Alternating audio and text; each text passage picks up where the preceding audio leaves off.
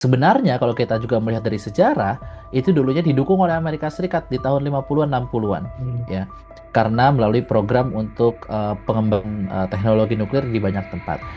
Israel memiliki senjata nuklir berapapun bagi Amerika Serikat itu bukanlah ancaman karena ya bagi Amerika Serikat ya Israel adalah sahabat mereka. Tetapi Iran yang tidak punya senjata nuklir secara terang benderang sekalipun akan terus dituduh memiliki senjata nuklir, bahkan mungkin kalau mereka sampai punya senjata nuklir akan dianggap sebagai ancaman besar.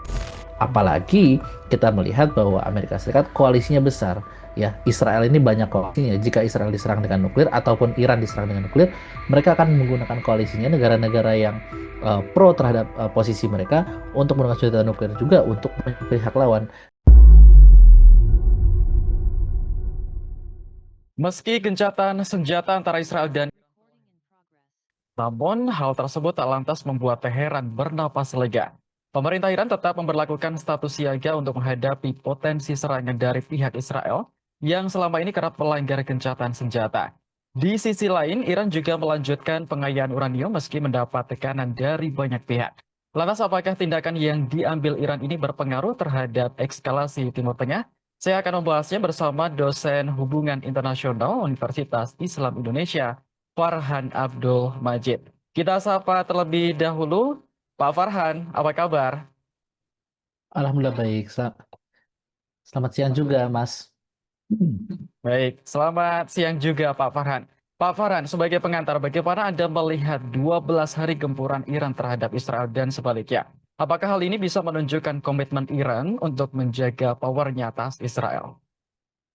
Baik, terima kasih banyak.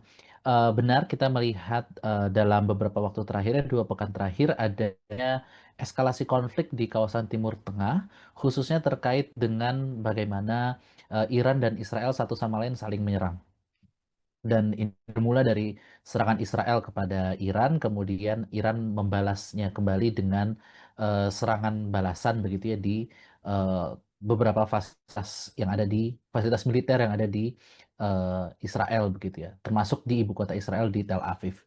Dan kita lihat bahwa situasi seperti ini menunjukkan adanya peningkatan konflik, dan konflik ini bisa kita lihat meluas begitu ya, karena ternyata melibatkan juga tentara dari Amerika Serikat baik secara langsung maupun secara tidak langsung.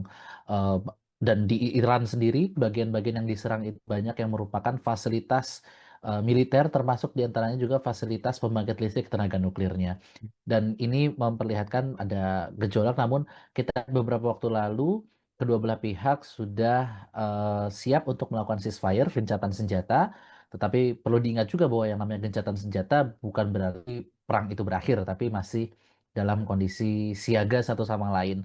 Dan sebisa mungkin ya kita berharapkan tidak ada yang melanggar perjanjian atau melanggar gencatan senjata tersebut ya, meskipun kita eh, sama-sama tahu bahwa yang namanya Israel itu seringkali eh, melakukan pelanggaran terhadap perjanjian yang sudah disepakati terlebih dahulu. Baik.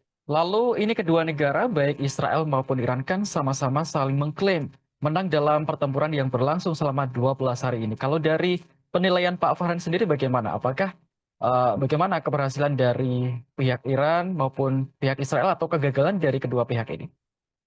Baik, kita bisa melihat bahwa sebenarnya keberhasilan ataupun kegagalannya itu masing-masing ada di tersendiri begitu ya. Kita Hmm. lihat misalnya Iran membuktikan bahwa di tengah mereka mendapatkan tekanan sanksi ekonomi maupun juga mendapat blokade di banyak bidang begitu, termasuk di bidang teknologi, mereka masih mampu untuk mempertahankan diri mereka dari serangan awal dari Israel dan mampu memberikan serangan balasan yang bahkan membuat orang-orang di Israel sedikit terkejut begitu ya, cukup terkejut dengan serangan balasan dari Iran karena mereka tidak menyangka bahwa akan ada serangan balasan dari Iran. Begitu juga dengan Israel yang dibantu oleh Amerika Serikat. Ya, ini kan seolah-olah kalau kita lihat Israel ini ingin menarik Amerika Serikat ya ke dalam peperangan yang terjadi di Timur Tengah begitu ya.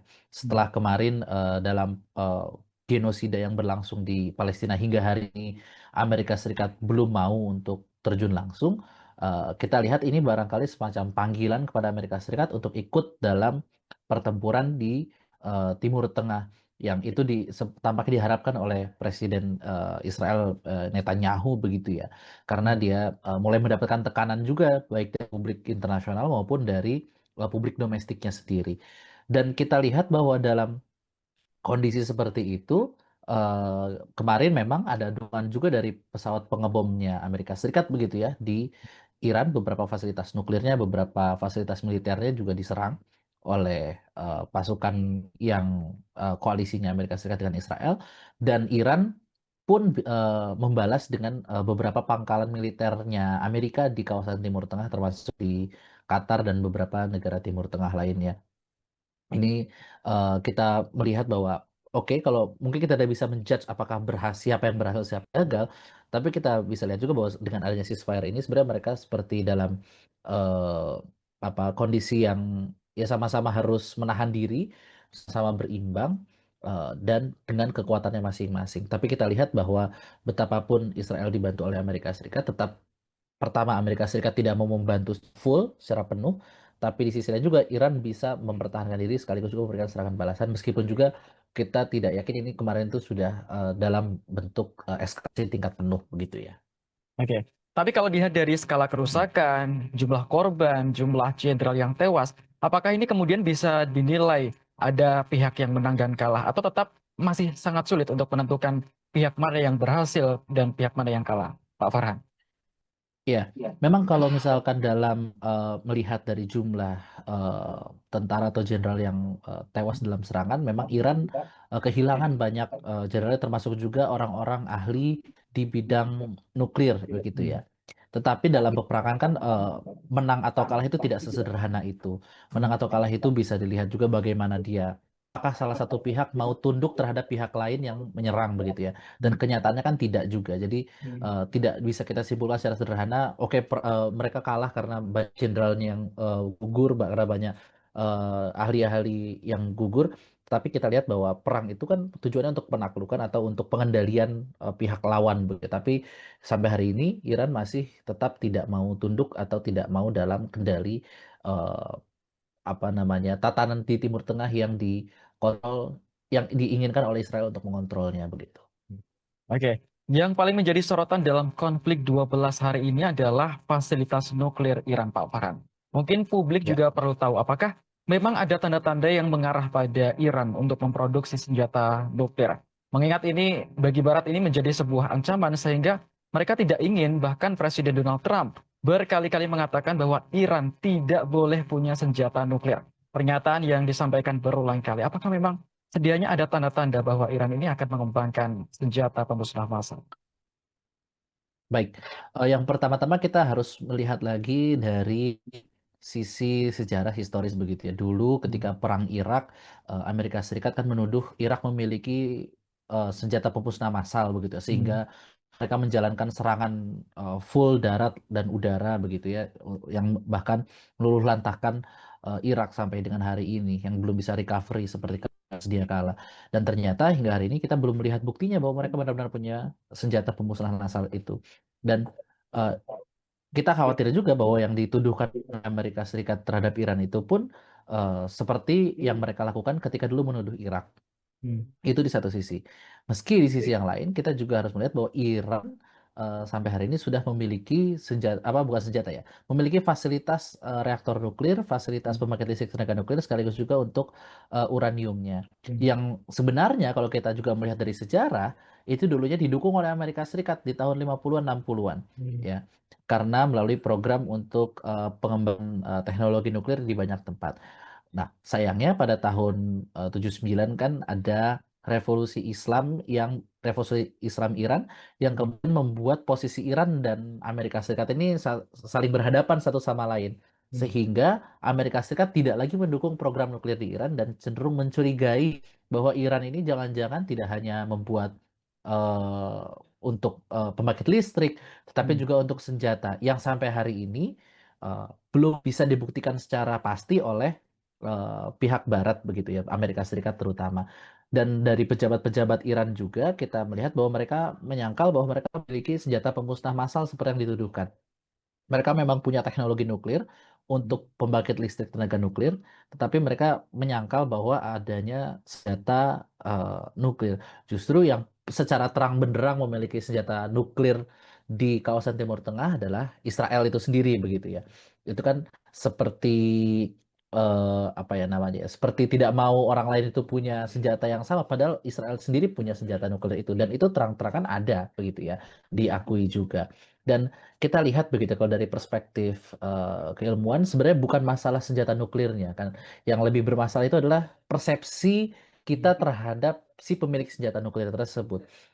Israel memiliki senjata nuklir berapapun bagi Amerika Serikat itu bukanlah ancaman karena ya bagi Amerika Serikat ya Israel adalah sahabat mereka. Tetapi Iran yang tidak punya senjata nuklir secara terang benderang sekalipun akan terus dituduh memiliki senjata nuklir bahkan mungkin kalau mereka sampai punya senjata nuklir akan dianggap sebagai ancaman besar karena Iran bukanlah sahabat atau koalisinya Amerika Serikat di kawasan tersebut. Berbeda dengan Iran di tahun 50-an 60-an yang fasilitas nuklirnya bahkan difasilitasi oleh Amerika Serikat untuk pengembangannya di awal-awal masa itu begitu ya. Dan ini bisa kita lihat dinamika yang terjadi secara dan memang pastinya Amerika Serikat tidak senang jika ada lawannya yang memiliki senjata nuklir seperti halnya misal Korea Utara yang terus-menerus di scrutinize begitu oleh Amerika Serikat.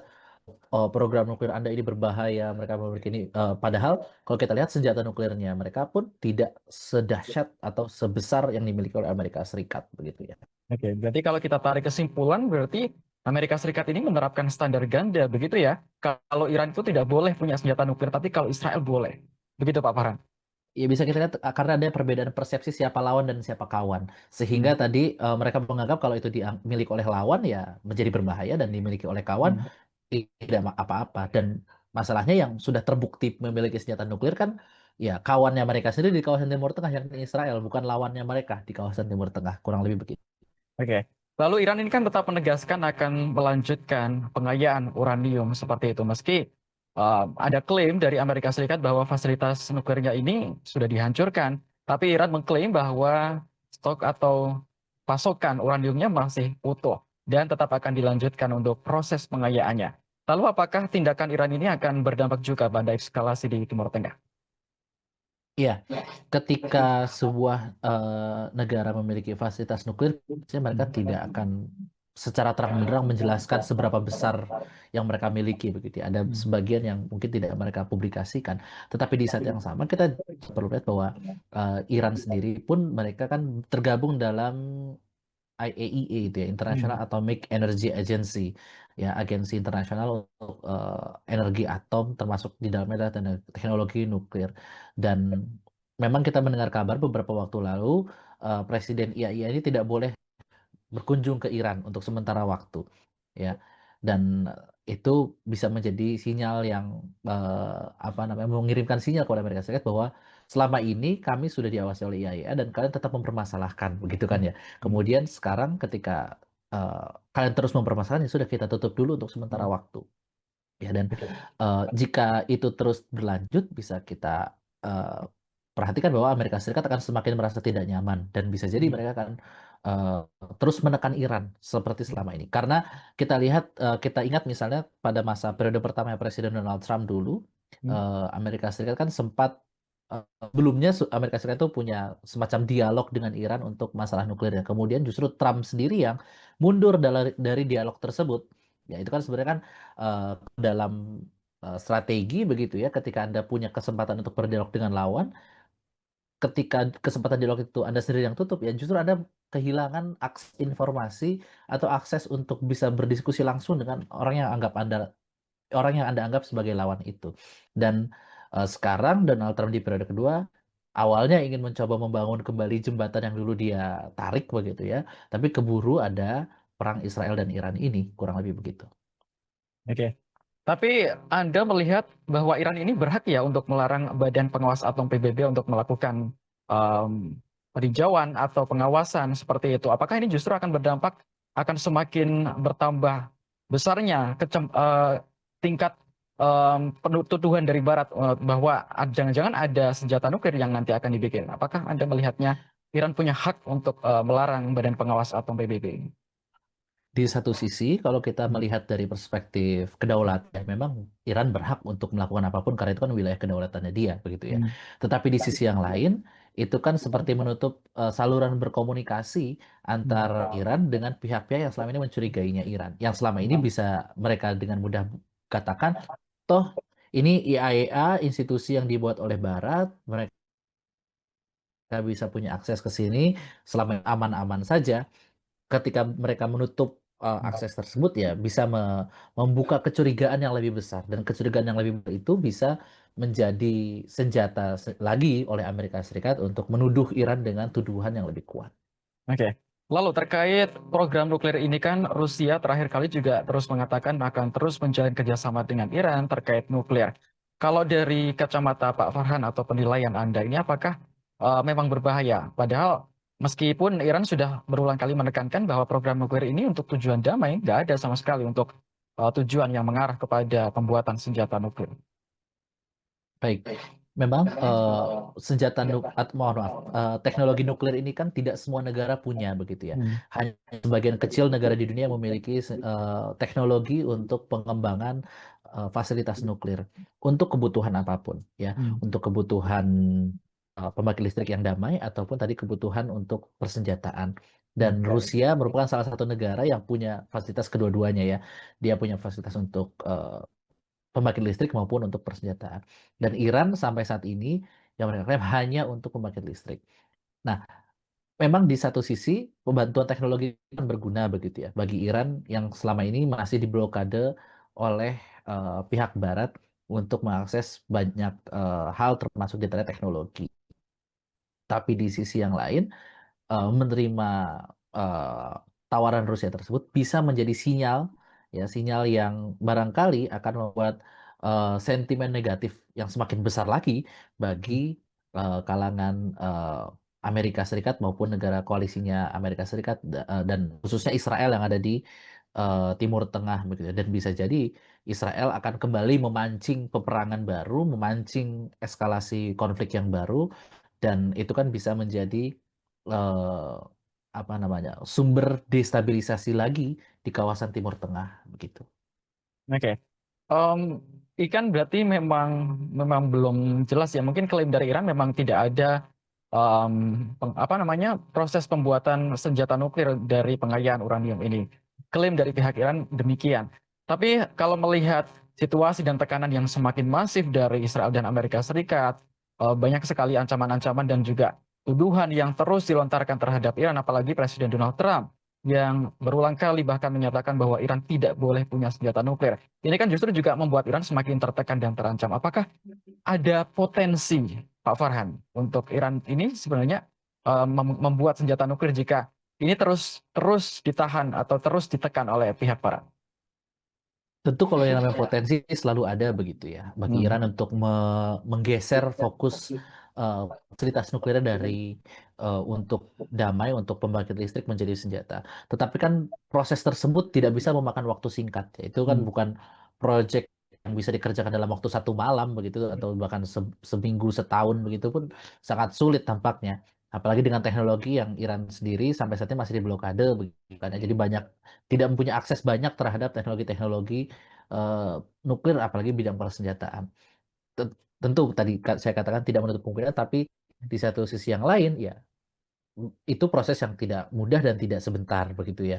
Dan tampaknya bagi Iran itu masih belum menjadi prioritas. Meskipun bisa jadi juga mereka punya eh, plan tersebut yang bisa dikatakan bekerja di balik layar gitu. Tapi kan kita sulit juga membuktikannya dan tadi kalau kita dalam sebuah perdebatan kan ya tentu beban pembuktian itu ada di pihak yang penuduh. Jika Amerika Serikat atau Israel menuduh Iran memiliki senjata nuklir ya mereka dulu yang harus membuktikan senjata seperti apa, sebesar apa dalam di daerah mana mereka memiliki senjata tersebut dan tujuan apa Jen jika itu tidak bisa dibuktikan kita masih sulit juga untuk percaya sepenuhnya kepada tuduhan tersebut bukan begitu dan itu yang kayak perlu di garis bawahi. Nah di sisi yang lain Iran sendiri jika mereka memang kemudian menggeser eh, fokus persenjataannya itu menjadi mohon maaf fokus fasilitas nuklirnya dari fasilitas damai menjadi fasilitas persenjataan itu kan sama saja menempatkan mereka dalam posisi yang eh, semakin terancam begitu ya, karena mereka semakin diawasi, mereka akan semakin ditekan, mereka akan semakin diserang dengan mudah begitu ya, karena itu menjadi pembuktian. Lihat tuh, kalian kan memang benar punya senjata nuklir begitu, sehingga bagi Amerika Serikat ini akan menjadi ancaman bagi Timur Tengah, khususnya bagi Israel yang merupakan sekutu terdekatnya eh, Amerika Serikat di kawasan Timur Tengah. Oke, Dan berarti bisa oke, ya, berarti potensi terjadinya serangan Israel kembali ke Iran ini akan ada jika nanti Iran memproduksi senjata nuklir begitu, Pak Farhan? untuk potensi serangan balik Israel kepada Iran, jangankan memiliki senjata nuklir, belum memiliki senjata nuklir saja, potensi itu Hmm. selalu ada Hmm. bagi Israel untuk menyerang Iran atau siapapun negara di Timur Tengah yang tidak ingin ikut dalam aturan yang dibuat oleh Israel begitu ya. Dan itu yang terjadi sampai hari ini. Dan potensi itu selalu ada, meskipun mereka tidak punya senjata nuklir. Bukti Palestina saja yang tidak punya senjata nuklir saja sampai hari ini masih terus dibombardir oleh Israel. Oke, jadi sebenarnya butuh sampai berapa persen uranium ini sampai bisa nanti diproduksi untuk senjata nuklir, Pak Farhan? Ya, sebenarnya itu tergantung juga dengan teknologinya dan itu bukan kapasitas kami untuk menilai seberapa besar uraniumnya Iran karena ya pasti Hmm. itu mereka punya SOP-nya sendiri, mereka punya Hmm. standarnya sendiri dan itu yang bisa dikatakan menjadi senjata dan pasti kan berbeda ya. Nuklir untuk pembangkit listrik dengan nuklir untuk persenjataan itu jauh berbeda sekali. Hmm. Oke. Terakhir Pak Farhan, jika memang nanti ada potensi serangan dari Israel terhadap Iran yang eh, terjadi pergeseran dari nuklir damai ke senjata nuklir, ini kan akan terjadi potensi perang senjata nuklir seperti itu. Jika nanti memang ini terjadi, apakah bisa mengarah kepada perang dunia ketiga yang selama ini dikhawatirkan oleh publik eh, ketika perang Iran dan Israel kemarin berlangsung? Baik, sampai hari ini di antara negara-negara yang memiliki senjata nuklir atau senjata atom yang pernah menjatuhkan bom atom, bom nuklir, hanyalah Amerika Serikat. Hmm. Meskipun negara tersebut punya senjata nuklir seperti Uni Soviet dulu begitu ya, atau kemarin misalnya ada peningkatan ketegangan antara Pakistan dengan India, mereka pun tidak menggunakan senjata nuklirnya. Ya, selama ini dalam sejarah yang pernah menggunakan nuklir untuk tujuan perang itu hanyalah Amerika Serikat dan tampaknya mereka banyak negara di dunia ini cukup punya kedewasaan untuk tidak menggunakan senjata nuklir sekalipun mereka memiliki untuk menyerang lawan. Karena apa? Karena yang pertama senjata nuklir itu akan memusnahkan secara masif dan yang kedua, ketika Anda menggunakan senjata nuklir untuk berperang, untuk menyerang negara lain, pastinya nanti akan ada mereka akan dibalas serangan tersebut dengan negara lain yang memiliki senjata nuklir juga yang justru akan menciptakan kerusakan yang lebih besar. Apalagi kita melihat bahwa Amerika Serikat koalisinya besar. Ya, Israel ini banyak koalisinya. Jika Israel diserang dengan nuklir ataupun Iran diserang dengan nuklir, mereka akan menggunakan koalisinya negara-negara yang pro terhadap posisi mereka untuk menggunakan senjata nuklir juga untuk pihak lawan. Dan tampaknya itu bukan keputusan yang strategis. Jadi, senjata nuklir ini selama ini tidak digunakan sebagai senjata dalam arti untuk memusnahkan eh, pihak lawan kecuali oleh Amerika Serikat di masa Perang Dunia Kedua di Hiroshima Nagasaki, tetapi itu lebih sebagai daya tawar ya. Efeknya efek daya tawar terhadap pihak lawan untuk Anda jangan main-main dengan saya karena saya punya senjata nuklir, Anda pun punya senjata nuklir. Oke, jadi kita berharap semoga kekhawatiran publik tentang Perang Dunia Ketiga ini semoga jangan sampai terjadi. Begitu Pak Farhan ya. Betul. Betul. Baik, terima kasih Pak Farhan atas bincang-bincangnya hari ini tentang kondisi Timur Tengah. Dan kita juga berharap bersama-sama eskalasi konflik di Timur Tengah ini terus mereda dan gencatan senjata ini bisa berjalan permanen begitu ya, agar negara-negara yang ada di sana juga terus bisa mewujudkan perdamaian. Kita juga berharap perundingan nuklir antara Amerika Serikat dan Iran juga terus kembali berjalan dan juga menghasilkan hasil yang positif. Terima kasih untuk Tribuners. Jangan lupa untuk terus saksikan Tribunnews on Focus setiap hari hanya di kanal YouTube Tribunnews. Saya Agung Laksono mewakili kerabat kerja yang bertugas pamit undur diri. Terima kasih dan sampai jumpa. Download Tribun X sekarang. Menghadirkan lokal menjadi Indonesia.